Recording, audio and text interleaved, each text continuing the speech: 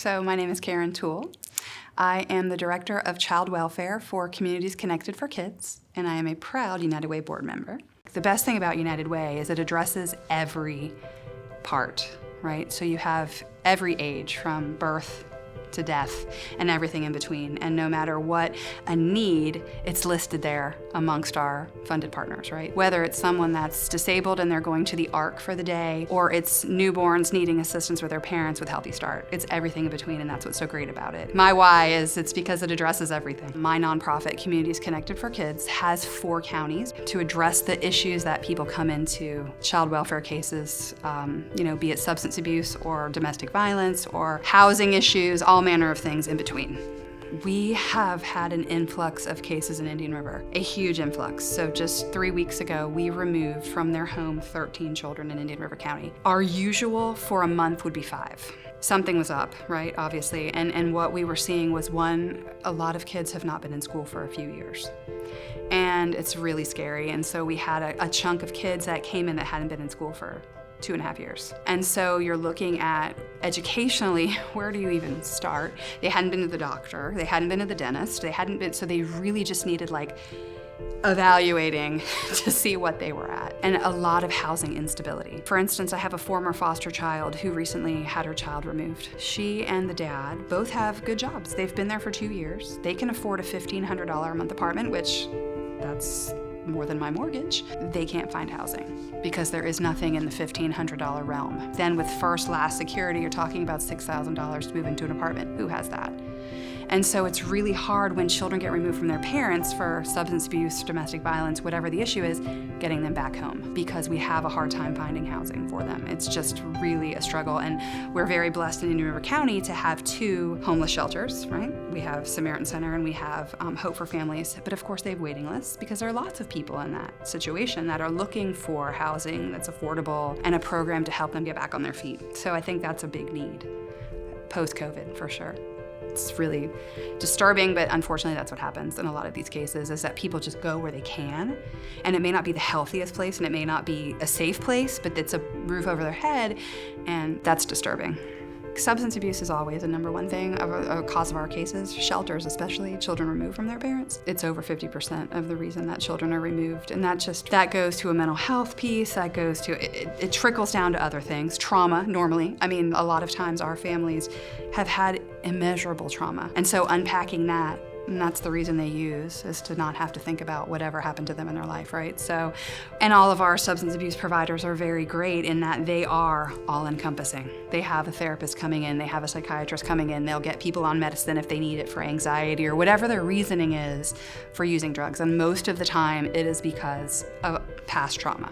It's huge. Most people use substances for a reason. And some don't. I mean, some just are like, whoa, I tried it and it was cool and, whatever. But most people, I would say 90% of substance abuse comes from a traumatic incident or a rough childhood, or, you didn't have a father in the home, or your dad was there and he abused your mom, or whatever. And so I think unlocking that and getting you some mental health care in conjunction with the skills you learn, coping mechanisms and that sort of thing in a substance abuse program, they have to go hand in hand. It used to not be that way. When I first started in this job, which has been 21 years now, they were separate. Now, everywhere is realizing that is something that gives people long-term success. Like, we need to unpack what caused you to use in the first place.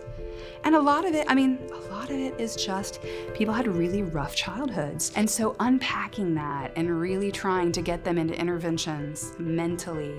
And some people are very anxious. They're very anxious. They're very nervous to get up and go out in the world, and they can't have a job because they have crippling anxiety. So we can address that. And so when we're structuring our case plans, when we're working with our clients, we look at what's most important. Do you have a house? I don't really care about it if you don't have a house. Like, if you can't even get out of bed in the morning, we gotta address that. So you look at the hierarchy of their needs and kind of start there. And I'd love for you to have a job, that's great, but if you're so anxious, we gotta figure out why that is and get you on some medications that might help you to be more productive. Unfortunately, a lot of kids are raised like that. Their mom's passed out on the couch because she just can't bear getting up and dealing with her day. And that's just so odd for us because we're like, what are you talking about? But they're scared of the world or whatever it is. They've had some experience that led them to be this way. So they might be using marijuana every single day to cope, which that's not great. Everyone has dysfunction. And I think that's one thing when you start working in our field, you sit in court and you're like, wow, I thought my family had some like real issues. Everyone does. And that's why I tell my kids all the time, like, everyone has dysfunction in their family. Like, I mean, we all have that. We all have addicts. We all have crazy uncle, whatever, but really appreciating the fact that some people have nobody. I mean, some people have literally, they don't have anybody they can trust in their family. They don't have anybody they can leave their kids with. They're like, I don't have anybody. And that's a struggle. And so you have to try to build up a support system. And that's hard. That's hard. My goal is to have it stop here. Your family's involvement with the department, because we get third generation people. And I'm very proud. I had a girl on my caseload for 6 years. I had her when she was 12 and I had her fully until she was 18. And she's a mom. She was a teen mom, runaway, checked every box of bad thing. She lives in Tallahassee. She makes $80,000 a year on a GED and has never had an abuse report for her children, who are like 15, 11, and a baby. So that's one of my proudest things. Like, you started the new line.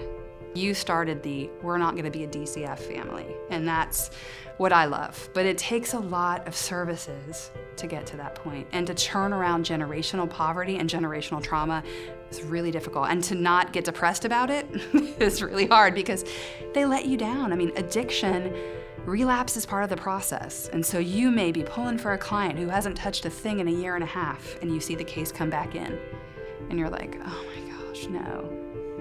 But they didn't follow through with their process, because when we close a case, we have a relapse prevention program. You call this person and you jump in this and you get to AA classes and AA meetings, but life gets in the way, just like it does with us, right? And oh my gosh, my kids were busy and we had soccer practice and I had to miss my AA meetings. And so it's a life change. I mean, to change, substance abuse especially, is a life change. You're hanging out with different people. You're doing completely different things, but it's rewarding. I mean, we do have people that change. We do have clients that they realize, like, I want it to stop. I want the dysfunction and the crisis and the constant instability to end.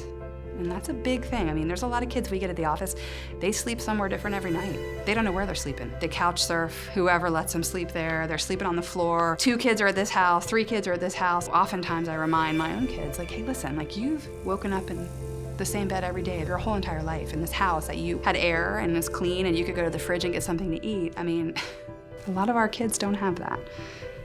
So I think we're very blessed as a small community to have a lot of nonprofit providers, our funded partners, some that we don't fund, that are there to address these needs, to either mentor your children or support your children in an aftercare program or offer job training support. I mean, we have so many things if you're willing and if you know about them. And so I think just being able to keep people in touch with what's available, like, hey, listen, you're struggling finding a job, like the Up Center is wonderful. They have a great job training program and they even help you get a job. So like, let's get you there. Or, oh, your kid's struggling with not having a father in the home. Let's send them to youth guidance. They have a great mentoring program and they even have like all of these trade programs now, and he can pick up a skill like welding or fixing bicycles that might lead to a job. And so, I mean, I just think there's so much to offer in our community.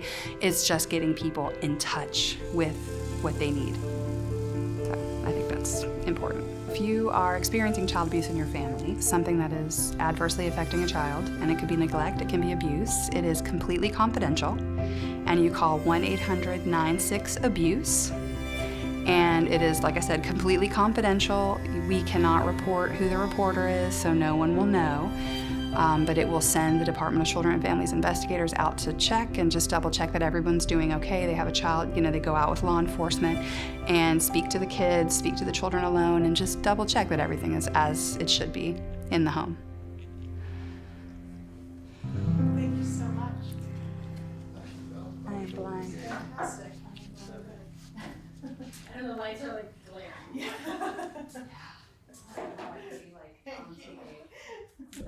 My gosh. Yeah, sorry about that.